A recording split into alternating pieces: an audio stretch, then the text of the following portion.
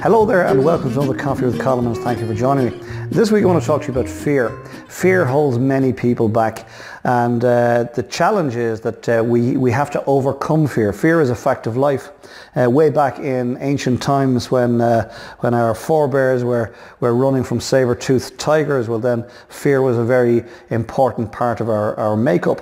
Fear produces the fight or flight response, and in fact kept our ancestors alive.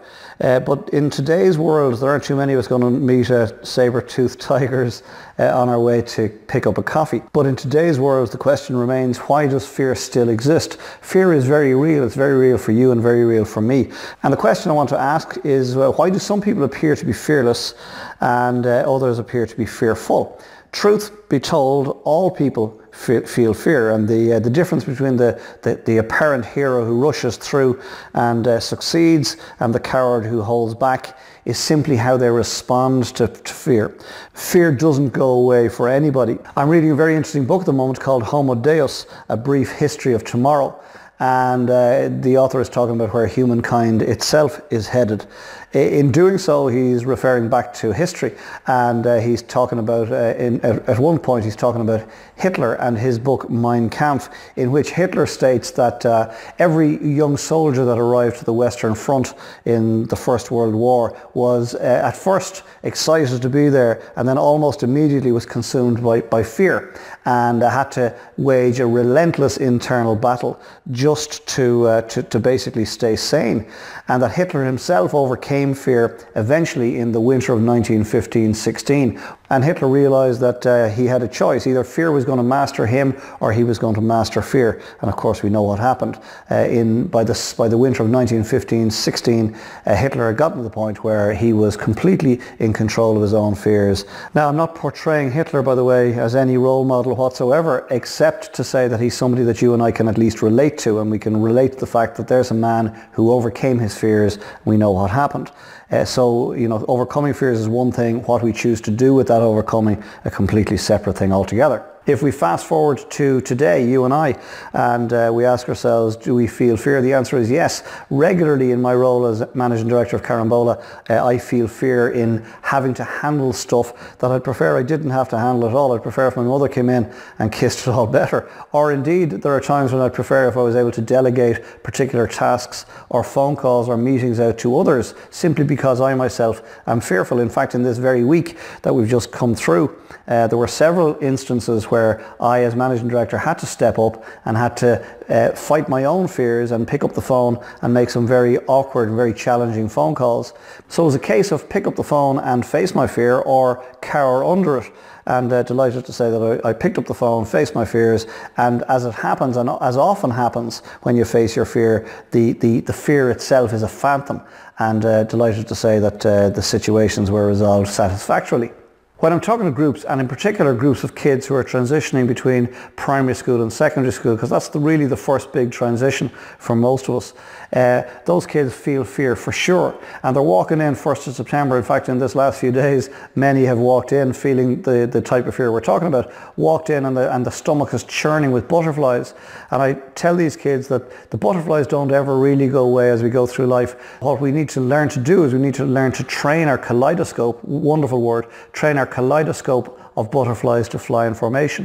They're not going to go away, so our task is to bring them under our submission, train them to fly in formation, and we can handle anything. And in thinking through this week's Coffee with Colm, I'm reminded of a snippet in my book, Feeding Johnny, How to Build a Business Despite the Roadblocks. And the snippet is called Helicopters Don't Glide.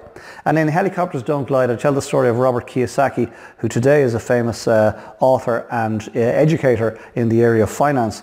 But back in the day, he was a helicopter pilot in Vietnam.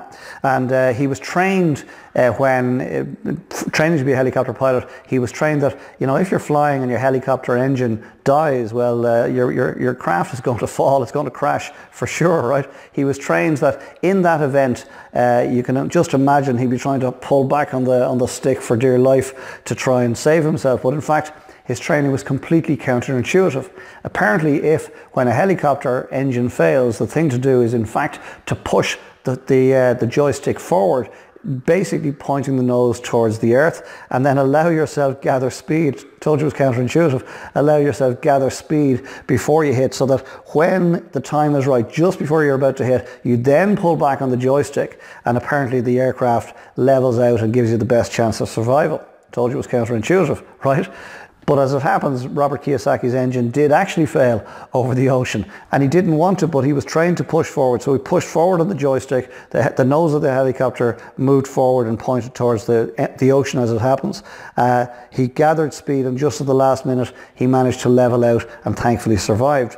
Didn't want to do it, but he was trained to do it. And that's what you and I need to do. It was completely counterintuitive. You can just imagine yourself trying to pull the nose of the helicopter up, not push it forward, but in fact the right thing to do, the best way to give yourself every opportunity to survive, is in fact to push forward. So that's the lesson in this week's Coffee with Colm. What is it that you're facing, that you're holding back about? What is it that you're about to face next week that you're not going to have to push through to get through? And that's what I encourage you to do in this next week, please. Figure out something where you really want to pull back and not handle it, but you know the right thing to do is to push forward, push through and succeed. And I wish you well. And thank you for joining me for this week's Coffee with Colm. I hope and trust, as ever, you got something from it. If you have done, you think somebody else would benefit, I'd be delighted if you'd pass the link on. If it's your first time here and you like more of this type of stuff, well then go to the homepage, ColmO'BrienMotivation.com, leave me some details. I'll make sure you get a link like this on a weekly basis. Most importantly, please consider what's been shared here today and apply it into your thinking for this next week. And then equally as importantly, please come back next week and let's share another coffee together and I'll ruminate on some other aspect of life and business. Between now and then, get some good coffee for sure, get some fresh air for sure, get some R&R. If you spend a lot of time alone, I recommend you spend some time with people. Conversely, if you spend a lot of time with people, I recommend you spend a little time alone. And then when the time is right, and only when the time is right, get your head back in the game, get organised for the week ahead, get stuck in, push through, make next week count, and I'll see you here this time next week for another Coffee with Colm. Sláinte. I really love great coffee. Talk to you soon. Bye for now.